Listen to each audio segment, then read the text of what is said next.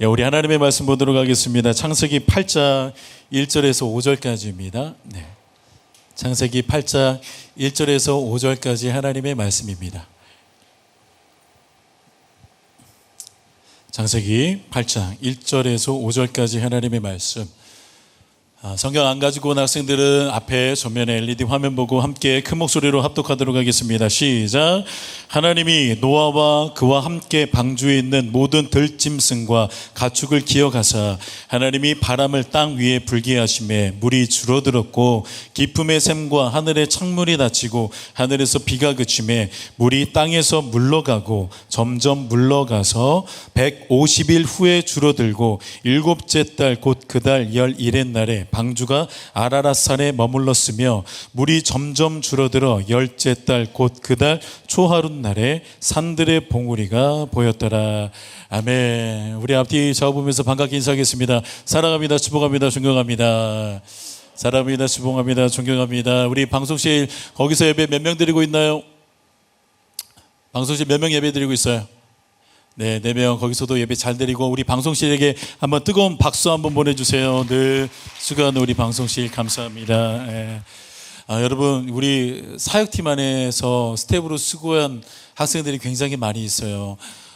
필리핀도 갔다 왔죠. 제주 의료 선교도 갔다 왔죠. 그 다음에 우리 고등부 수련회도 갔다 왔죠. 그 다음에 1차 전국 어린이 캠프, 그 다음에 2차 전국 어린이 캠프 어제까지 다 이렇게 수고해 줬는데 진짜 병나도록 수고해 줬습니다. 우리 수고한 모든 스태프들에게 그리고 우리 또 대학부 스태프분들에게도 또 많은 선생님들에게도 우리 박수 한번 하면서 서로를 격려하겠습니다. 너무 수고했고 진짜 표정을 보니까 목사님이 웬만하면은 목사님 그 에너지 음료 있잖아요. 핫식스 이런 거 절대로 안 사주는데 이번에는 거의 무한리필로 계속해서 채워줄 정도로 여러분들이 너무 피곤한 상태에서 수고를 많이 해주셨습니다. 너무너무 감사합니다. 특별히 이번 어린이 캠프 때 모든 것들이 다 감사하지만 더더욱 감사한 것은 우리 다혜리가 선교사로 나가겠다고 막 이렇게 서원을 했다고. 제가 이게 진짜인지 가짜인지 잘 모르겠는데 나 그래가지고 이제 곧 고국을 떠나서 예수 그리스도의 십자가를 지고 나는 다니엘과 같이 뜻을 정하여서 복음을 전하러 왔다고. 그래서 오늘 특송을 시키려다가 참았어요. 그 보내소서라는 특송 아주 뜨겁게 이사 전국 어린이 캠프 때 하길래 다혜리를 위한 찬양인가 싶은 생각이 들어서 다혜리한테 특송을 보내려고 특송을 한번 시키려고 했는데 좀 참았습니다. 하여튼 우리 다혜리 은혜 많이 받았습니다. 다혜리에게 한번 박수 보내주세요. 다혜라 고개 들어. 왜 고개를 숙이고 있어? 그리고 우리 재준이 오늘 찬양이도 너무나도 감칠맛 나게 또 달콤하고 또 참 이게 티가 안 나면은 더 이상해. 티가 나야 굉장히 좋은 거예요. 첫 찬양인도라는 게 티가 많이 났잖아. 얼마나 수고하고 얼마나 행복한 시간을 보냈습니까? 우리 재준이에게도 박수 한번 보내주세요. 재준이가 첫 찬양 인도인데 너무나도 감미롭고 달콤하게 찬양을 인도해 주는 거를 목사님이 저기서 보는데 계속해서 입을 너무 달콤한 찬양이었어가지고 하여튼 너무 인상 깊은 찬양 인도해 줘서 너무 감사하고. 그런데 너희들은 왜 여기서 성욱이가 솔로 할 때 왜 웃어?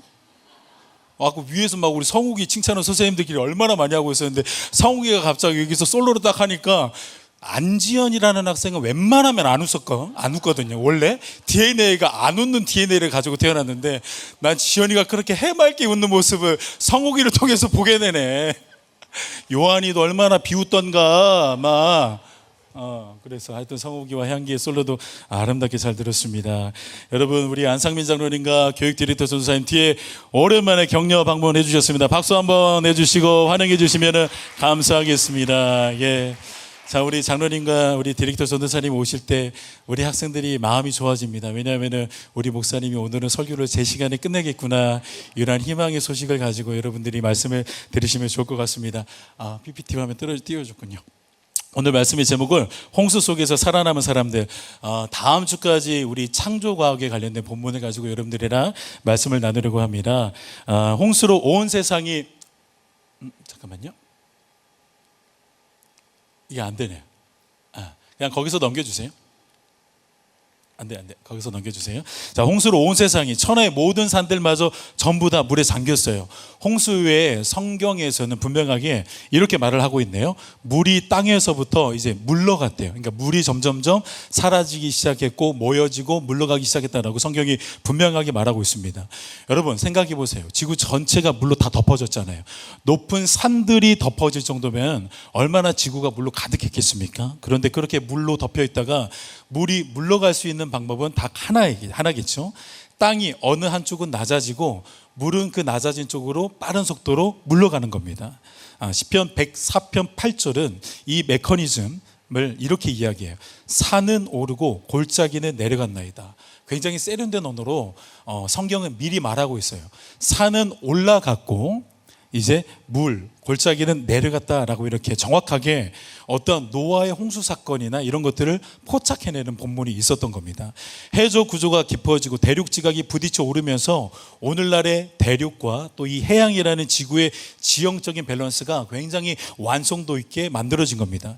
그래서 여러분 우리가 이렇게 공부하는 것을 통해서 무엇을 계속해서 알 수 있냐면 성경은 단순히 어떤 사람들이 지어낸 허구가 아니라 픽션 소설이나 픽션 드라마가 아니라 이게 과학적으로도 신빙성이 분명하게 있는 사건이고 실제구나라는 것을 우리가 계속해서 배우고 있는 겁니다. 넘겨주세요. 자, 누군가에게는 그 다음으로 넘겨주세요. 누군가에게는 멋진 산 하나 그려보세요라고 말을 하면 대부분 다 그 산의 모습은 물론 모양들은 다 다를 수 있지만 공통적인 게 하나가 있어요. 그 공통점이 뭔가요? 산을 그려보라고 하면 직사각형으로 산을 그리는 이상한 사람이 있어요, 없어요?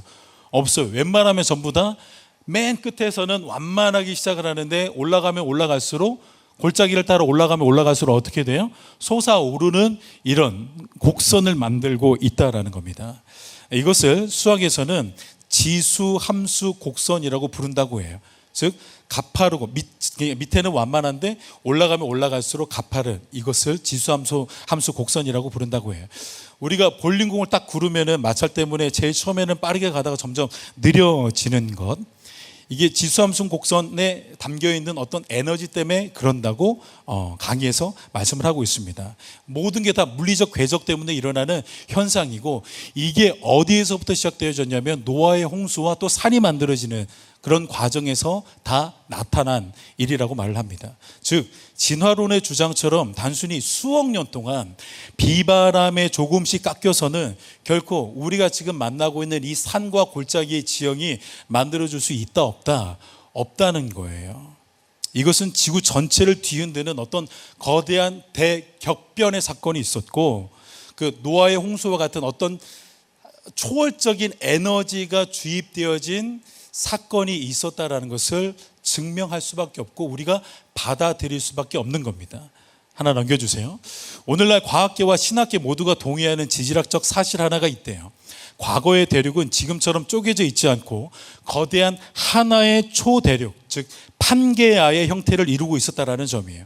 실제로 사진을 보면 아시겠지만 지도에서 아프리카 대륙의 서쪽 해안선과 남아메리카 대륙의 동쪽 해안선을 맞대어 보면은 기가 막히게 딱 들어맞는 퍼즐 조각을 보이게 됩니다. 이거는 우리 성경 신학자들이 주장하는 게 아니라 말했던 것처럼 예수를 믿지 않고 하나님을 경외하지 않는 일반 지질학계에서도 분명하게 이야기하고 동의하고 있는 바입니다. 벌어지는 과정에서, 그러니까 하나였던 이게 판이 벌어지는 과정에서 지각이 낮아지는 부분이 생기고 공간이 생기죠. 자, 그래서 물리적인 법칙에 의해서 그 벌어진 틈과 벌어진 공간 사이로 물이 내려가기 시작했던 것. 그래서 지금 만들어지는 게 오대양이고 골짜기라고 말씀드릴 수가 있는 거예요.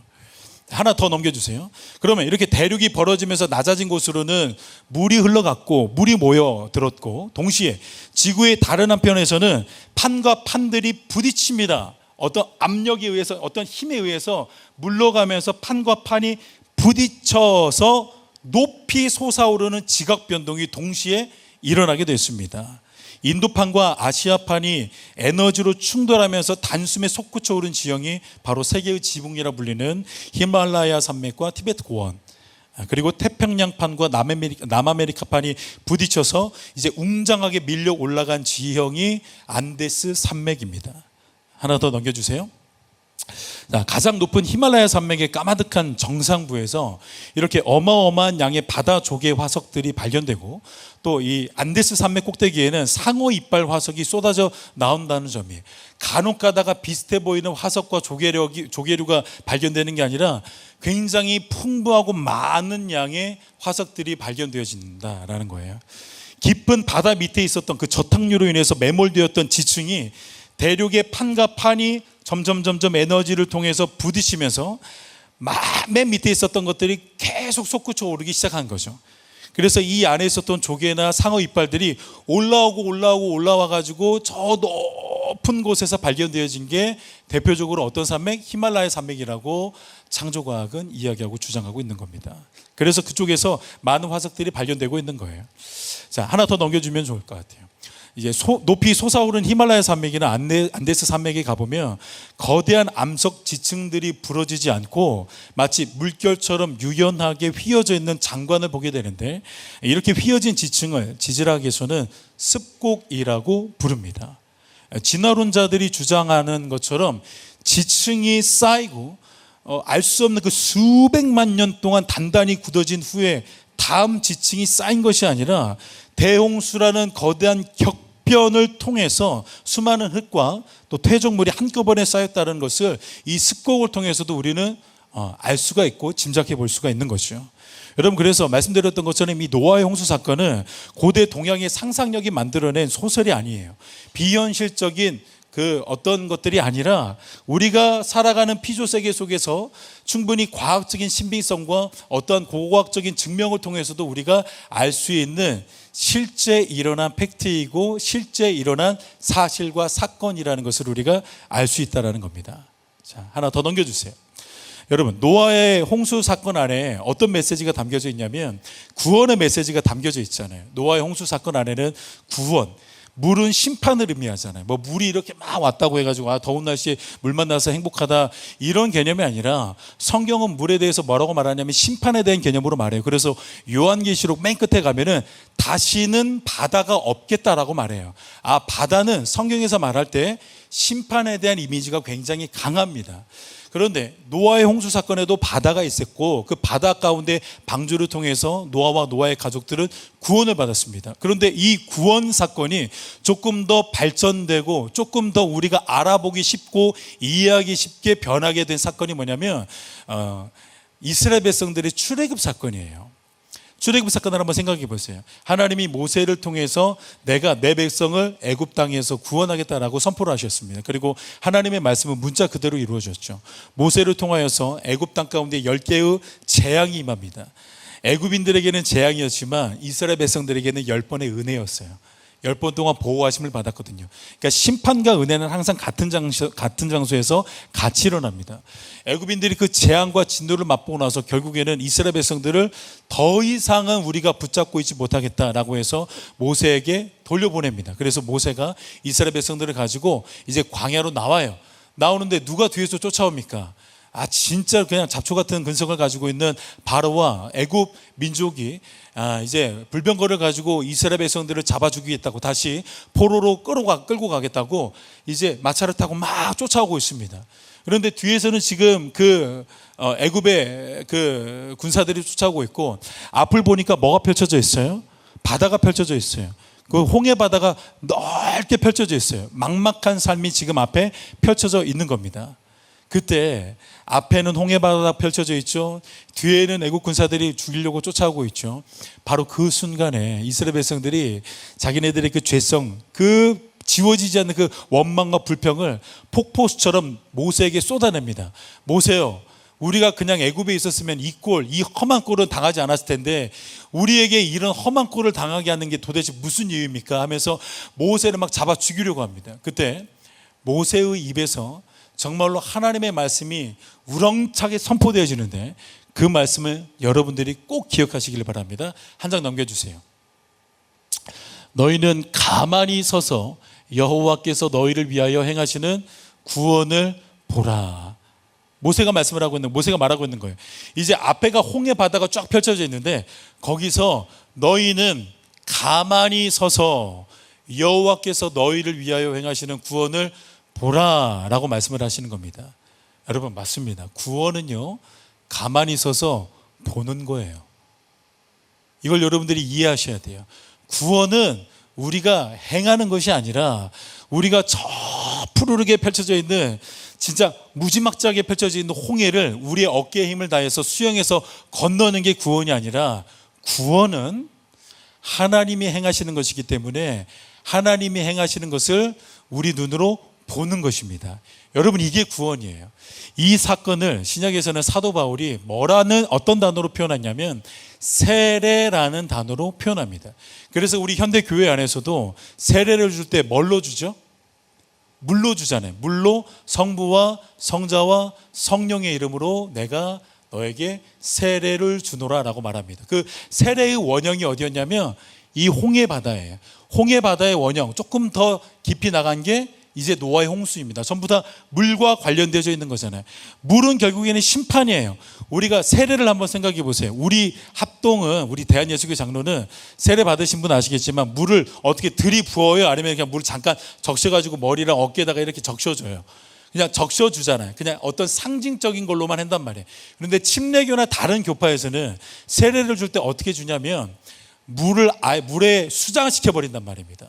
물에 침례탕이라고 있단 말이에요. 침례교단은 탕 속에다가 물을 아에다가 그 사람을 잠그게 해버려요. 그 다음에 물 위에서 올라오게 합니다. 물에 잠길 때는 무엇을 의미하죠? 나는 죽었다 하면서 꼬르르르 내려가잖아요. 그 다음에 물 속에서 다시 올라와요. 그거는 뭐예요? 내가 죽었다고? 살았다고. 그래서 구원을 의미하는 겁니다. 물 속에서 나오는 것은 구원을 의미해요. 노아의 홍수 속에서도 그 물에서 방주에 떠 있는 노아와 노아의 가족들이 구원을 받은 은혜 입은 사람들을 예표하는 것처럼, 그리고 이스라엘 백성들도 홍해를 바다를 건너잖아요. 바다에서 거기에서 진치고 사는 게 아니라 그 바다에서 결국에는 구원을 받고 마른 땅으로 올라오잖아요. 결국에는 그것도 구원을 의미한단 말입니다. 제가 어떤 선교사님의 이야기를 듣는데 그분이 저에게 이런 이야기를 해주더라고요. 예전에 외국에서 침례를 받는데, 그러니까 우리 단어로는 세례를 받는데 너무나도 인상 깊게 다가왔던 목사님의 문장이 있었대요. 남자 중에 좀 가벼운 사람. 동일아 일로 와봐. 일로 와봐. 일로 와. 조금 키가 큰데 찬이랑 준원이가 목사님 도와줘야 되겠다. 동일아 일로 와봐. 봐봐. 여러분 그대로 시행을 해줄게요. 이제 동일이가 세례를 받는 사람이에요. 세례를 받는 사람. 마치 세 명이란 뭔가 성부, 성자, 성령 같은 느낌이 드는데 절대 그렇게 생각하지 말고, 목사님이 어깨가 아프니까. 제가 목사님이에요. 그 선교사님에게 세례를 받을 때 그 선교사님에게 인상 깊었던 게 뭐냐면 이렇게 이야기를 하더래요. 몸에 힘을 빼십시오. 다른 거 하지 않고 몸에 힘을 다 빼십시오. 몸에 힘을 다 빼십시오. 뒤로 돌아봐. 자, 이제 몸에 힘을 다 빼고 여기 이제 물이에요. 그러면 이제 몸에 힘을 빼고 죽습니다. 너희 뒤 받아줘야지. 자식들이. 자, 동일이가 이제 뒤에 물로 빠져요. 동일아, 너가 해야 되는 건 뭐라고? 무조건 힘만 빼는 거예요. 자, 이제 물에 들어갑니다. 받아줘. 자, 뺐어. 자, 아니, 야, 힘 빼고 있어요. 왜 힘 주냐고. 힘 빼. 자, 힘 뺍니다. 쭉 들어. 자, 이제 물 속에 있는 거예요. 여기서부터가 중요해. 여기서 그 목사님은 평소에 말을 안 듣는 성도면은 좀 오래 잠궈놓고, 말을 잘 듣는 사람은 빨리 구원을 해주는데, 아직 잠깐만 있어봐. 중요한 거는 힘을 준다 뺀다. 힘을 뺀다. 자, 이제 동일아, 아이 힘을 다 빼고 있어. 야, 병자 역할을 너무 잘해내는데. 병자 역할을 너무 잘해내. 표정도 너무 잘해. 자, 여기서 이제 찬이랑 준원이가 힘을 줘가지고 딱 동일이를 밀어내는 거야. 자, 하나, 둘, 셋. 자, 여러분, 이게 뭐라고 말하냐면 구원이라고 말하는 거예요. 이해되시겠어요? 죽은 사람이 일어날 때, 자, 하지 마. 죽은 사람이 일어날 때 우리 힘으로 일어날 수 있다 없다? 없다. 물 속에서 우리를 건져주신 분은, 너 되게 뻘쭘한 것 같은데 들어가도 될 것 같아. 물 속에 침몰되어 있는 우리가 구원을 받을 때 우리의 힘으로 할 수 있는 거는 아무것도 없다라는 거예요. 여러분, 그게 저와 여러분을 구원하신 하나님의 구원입니다. 우리 힘을 빼는 거예요. 그래서 오늘 아까 전에 띄워드린 말씀에 보라, 너희는 가만히 서서 여호와께서 너희를 위하여 행하시는 구원을 보는 겁니다. 여러분, 이게 구원이라는 거예요. 여러분, 힘 빼는 거예요. 여러분, 맞습니다. 물이라는 심판의 장소에서 우리는 우리의 힘으로 건짐을 받은 게 아니에요. 우리를 일으켜 세워주시는 강한 성삼위 하나님의 구원의 능력의 손으로 우리가 일어나게 된 줄로 믿으시기를 바랍니다. 여러분, 그래서 세례 요한이 예수 그리스도를 향해서 외쳐요. 예수 그리스도께서 세례 요한 앞으로 지나갈 때 세례 요한은 단 한 문장만 외칩니다. 보라, 하나님의 어린 양이로다. 우리의 죄를 지고 걸어가시고 감당하시는 하나님의 어린 양이로다. 그 어린 양을 보라라고 말하는 겁니다. 구원은 하는 게 아니에요, 여러분. 구원은 보는 거예요. 그래서 기독교는요, 하나님에게 감동을 드리는 종교가 아닙니다. 기독교는요, 하나님에게 감동을 받는 종교예요. 다른 종교들의 패턴을 보시고 루틴을 보십시오. 어떻게든 신을 감동시키려고 그토록 애쓰지 않습니까? 기도를 통해서, 선행을 통해서, 수많은 자기 학대를 통해서 내가 섬기는 신을 감동시키려고 부단히도 노력을 합니다. 기독교는 달라요. 기독교는 나를 위해서 철저하게 낮아지신 예수 그리스도를 보는 거예요. 그 봄을 통해서 우리에게 구원이 임하는 것이고, 그 봄을 통하여서 우리의 입술에서 무엇이 나오냐면 찬송이 나오는 거예요. 놀랍죠? 그래서 이 이스라엘 백성들이 홍해를 지나고 난 다음에 곧바로 성경은 찬송의 노래를 하고 있습니다. 미리암의 찬송의 노래를 하고 있어요. 사도 바울도 에베소서에서 우리에게 임한 그 구원의 은혜는 하나님이 왜 은혜를 주셨냐? 우리로 하여금 찬송을 받게 하기 위하여서. 진짜 은혜 받은 사람들은요, 진짜 구원을 내 힘과 내 노력이 아니라 하나님의 은혜로 인식하고 믿는 사람은, 이게 진짜 은혜라는 것을 믿는 사람은 하나님이 원하는 깨끗한 찬양의 사람으로 살아갈 수가 있습니다. 나는 우리 고등부가 찬양을 너무 잘했으면 좋겠는데, 내가 지금 여러분들에게 말하는 찬양을 잘한다라는 것은 정말로 깨끗한 찬양을 올려드렸으면 좋겠다라는 의미입니다. 그러려면, 우리가 깨끗하려면 나의 나된 것은 다 지워내야 돼요. 여러분, 여기에 물이 있습니다. 물이 있어요. 여기 생수가 있는데 이 생수에 똥을 덩어리로 누가 풀어놨어요. 찬이 먹을 수 있겠니? 못 먹지. 왜 못 먹어? 이 물은 무슨 물이니까? 똥물이니까. 여러분, 이 물이 아무리 깨끗해도 똥 들어가면 그 똥물이잖아요. 그러니까 똥 덩어리로 들어가 있으면 그거 어떻게 먹겠습니까? 그런데 이 생수에 똥을 그냥 마치 유산균처럼 가루로 넣었다고 한번 쳐보시죠. 그거 뭐 먹을 수 있겠니, 찬아? 충격적이게도 네, 그거 먹을 수 있을 것 같습니다. 그렇게 말하진 않겠지. 여러분, 똥을 덩어리로 넣나, 똥을 가루로 넣나, 똥물로 변하는 건 마찬가지입니다.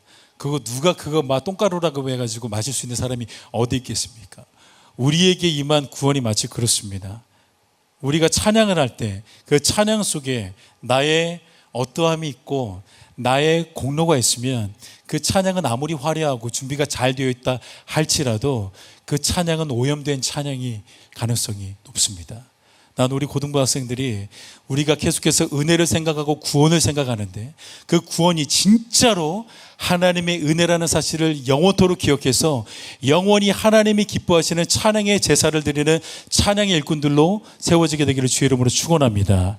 마지막으로 전 세계적으로 인정을 받고 있었던 설교자 중에 한 사람, 마틴 로이드 존스 목사님이 살아있을 때 마지막으로 했던 고별 설교의 내용 한 부분을 여러분들에게 읽어드리면서 마무리하겠습니다. 기독교는 여러분과 저의 작은 선이 아닙니다. 기독교는 내가 무엇을 행하느냐 행하지 않느냐의 문제가 아닙니다. 기독교는 내가 다른 사람보다 얼마나 더 나으냐의 문제도 아닙니다.